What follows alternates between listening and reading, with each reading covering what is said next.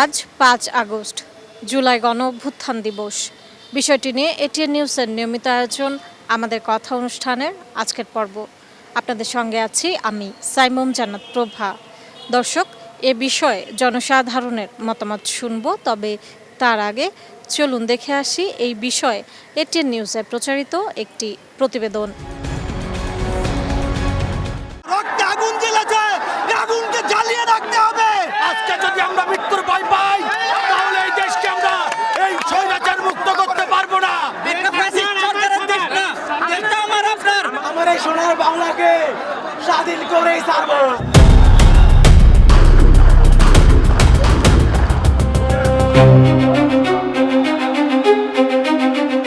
শুরুটা ছিল একটি দাবি ঘিরে। সময়ের সঙ্গে সঙ্গে সেই দাবি আদায়ের আন্দোলন ছড়িয়ে পড়ে রাজপথ থেকে জনপদে, ক্যাম্পাস থেকে শহরে, শহর থেকে পুরো দেশে।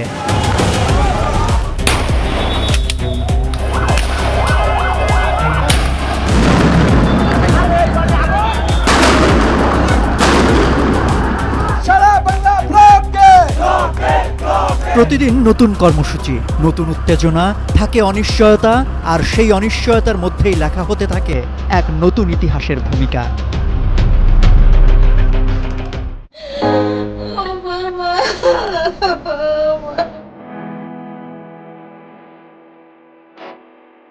প্রতিটি আন্দোলনের পেছনে থাকে শত সহস্র মানুষের গল্প, থাকে হারানোর বেদনা, থাকে অজানা আগামীকে জয়ের স্বপ্ন।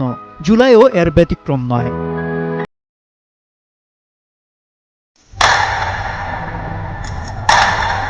দেশজুড়ে রাষ্ট্রযন্ত্রের তীব্র আক্রোশ, ষড়যন্ত্রের নীল নকশা কায়েমে শাসক গোষ্ঠীর মেতে ওঠা। ক্রমেই সবুজ বাংলার নীল আকাশে কালো মেঘ, শাসকের গুলিতে অসংখ্য প্রাণহানি, রক্তে রঞ্জিত রাজপথ। চারদিকে হতাহতের সংখ্যা বাড়তে থাকে আতঙ্ক। এক কঠিন বাস্তবতার মধ্য দিয়ে এগিয়েছে সে সময়। তবে দুর্বার ছাত্র জনতা, ভয়ভীতি তাদের কাছে তুচ্ছ। তাই বুক চিতিয়ে প্রতিবাদ, তীব্র লড়াই প্রশাসনের বিরুদ্ধে। অবশেষে আসে ৫ই আগস্ট, জুলাই জুড়ে চলা আন্দোলনের চূড়ান্ত বিজয়ের দিন। বৈষম্য বিরোধী ছাত্র আন্দোলনের ডাকে পূর্ব ঘোষিত তারিখের একদিন আগে যেদিন লং মার্চ টু ঢাকা অনুষ্ঠিত হয়, সময়ের সাথে সাথে পাশার দান বদলাতে থাকে। দেশের রাজনৈতিক দৃশ্যপটে একের পর এক ভেঙে পড়ে ক্ষমতার নিরাপত্তা বলয়। দুপুর গড়াতেই বদলে যায় রাষ্ট্রীয় নিয়ন্ত্রণের চিত্র।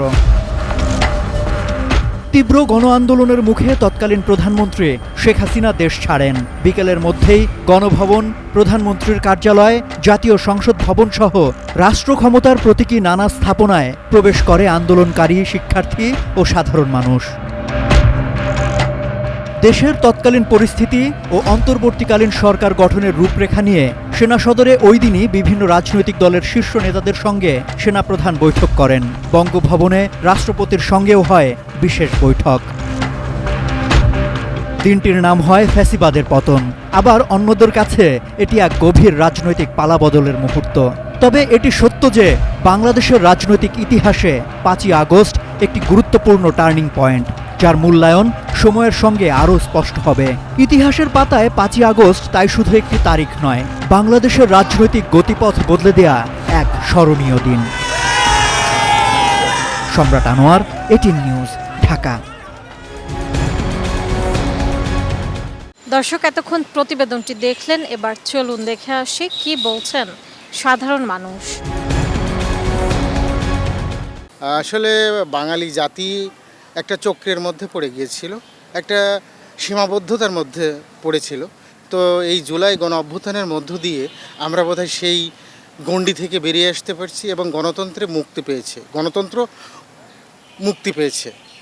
এবং আমরা এই জুলাই গণ অভ্যুত্থান না হলে আমরা বোধহয় আজ পর্যন্ত কোনোদিন বা কোথাও কোনোদিন স্বাধীনতা যে কী জিনিস সেটা উপভোগ করতে পারতাম না, বা সেটা চিন্তাও করতে পারতাম না। তো আমরা আসলে বাঙালি জাতি জেগে উঠেছিল এই জুলাই গণ অভ্যুত্থানের মধ্য দিয়ে। এই মুক্তির একটা স্লোগানে, মিছিলে আমরা ঝাঁপিয়ে পড়েছিলাম সবাই।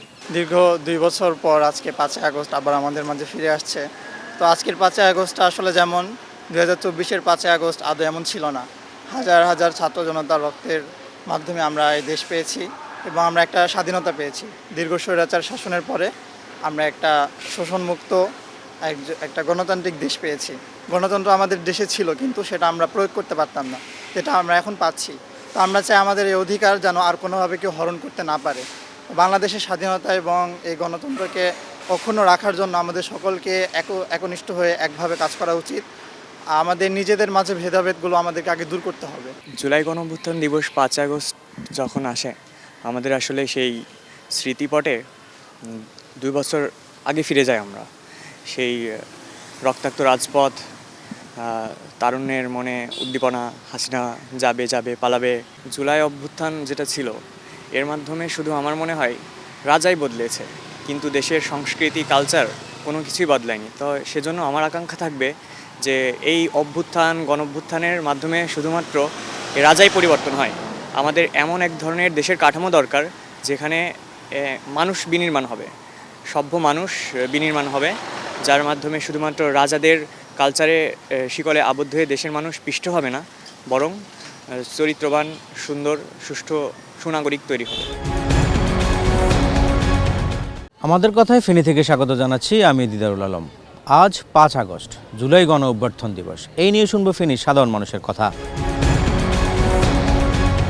জুলাই বিপ্লবে ছাত্র জনতার ঐকান্তিক প্রচেষ্টা এবং রক্তের বিনিময়ে অর্জিত এই জুলাইকে আমরা ধারণ করি এবং আগামী বাংলাদেশ বিনির্মাণে সর্বোচ্চ চেষ্টা করব যে আমরা এই জুলাইকে ধারণ করেই সামনের দিকে এগিয়ে যেতে। আজকে স্মরণ করছি আমাদের সেই জুলাই গণঅভ্যুত্থানের শহীদদের এবং যাদের আত্মত্যাগের বিনিময়ে আমরা একটি নতুন বাংলাদেশ গড়ার স্বপ্ন দেখছি।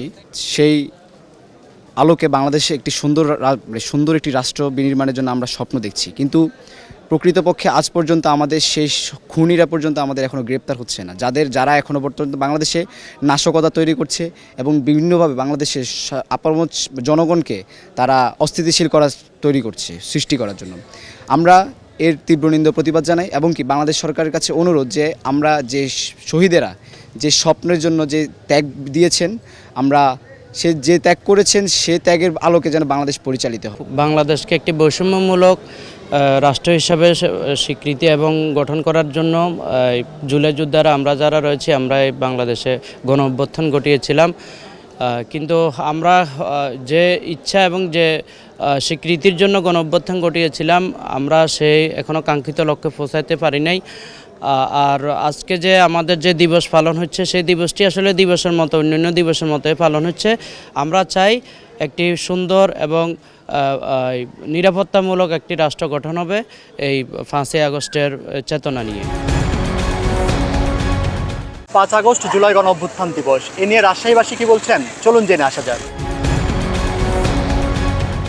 রাজশাহীতে এই দিনটি যেভাবে আপনারা জানেন, যেভাবে আন্দোলন গড়ে উঠেছিল এবং বাংলাদেশের মানুষ, রাজশাহীর মানুষ যেভাবে তারা নিজে থেকে একটা বিপ্লবী চেতনায় স্বাধীন হয়েছিল, কিন্তু আমি মনে করি যে আজকে সেই উদযাপনটা আমি কম দেখতে পাচ্ছি। জুলাই যোদ্ধা আমাদেরকে অনেক কিছু দিয়েছে, পরিবর্তন, এটাই আমাদের কাছে চাওয়ার ছিল। এই স্বৈর শাসন থেকে দেশকে রক্ষা করা বা বিভিন্ন সুযোগ সুবিধা, এই নিয়ে আমরা ভালো আছি মনে করছি। এখন এই গণ অভ্যুত্থান শুধু শিক্ষার্থীদের তা না, এই গণ অভ্যুত্থান কিন্তু ছাত্র জনতার, এখানে সকল শ্রেণীর পেশার মানুষ এই আন্দোলনের সাথে সম্পৃক্ত ছিল। তো পরবর্তীতে এই আন্দোলন সফল হওয়ার পরে, গণ অভ্যুত্থান ঘটার পর আমরা কিছুদিন হয়তোবা দেখেছি আমাদের ঐক্যবদ্ধতা। পরবর্তীতে আমাদের মধ্যে এক একজনের মধ্যে এক এক রকম চিন্তাভাবনা ঢুকে গেছে আমি মনে করি। পরবর্তী এই ঐক্যবদ্ধতা আর ছিল না, এবং যে আমরা আশা আকাঙ্ক্ষা বা চিন্তাভাবনা করেছিলাম বৈষম্যহীন একটা বাংলাদেশ গড়ব, তো পরবর্তীতে এক একজন এক এক রকমভাবে সেটা আসলে নষ্ট করে ফেলেছে। দর্শক, এ ছিল এটিএন নিউজের নিয়মিত আয়োজন আমাদের কথা অনুষ্ঠানের আজকের পর্ব। বিদায় নিচ্ছি আমি সাইমুম জান্নাত প্রভা। দেখা হবে আগামী পর্বে। ততক্ষণ পর্যন্ত সুস্থ থাকুন, ভালো থাকুন, সঙ্গে থাকুন এটিএন নিউজের।